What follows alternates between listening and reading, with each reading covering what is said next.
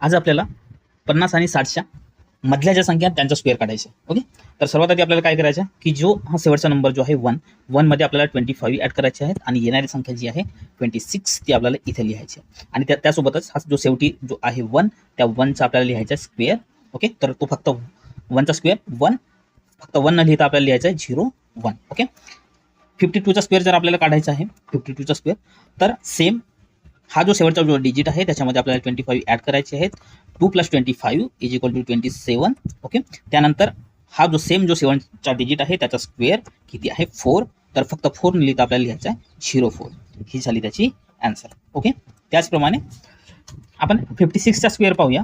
56चा square, तर हा 6 मध्ये आपल्याला करायचे आहेत 25 ऍड. ओके, 6 + 25 31. ओके, आणि आपल्याला लिहायचा 6चा स्क्वेअर 36. ते 36 आपल्याला लिहायचे आहेत इथे. ओके, हे झाले 56चा स्क्वेअर.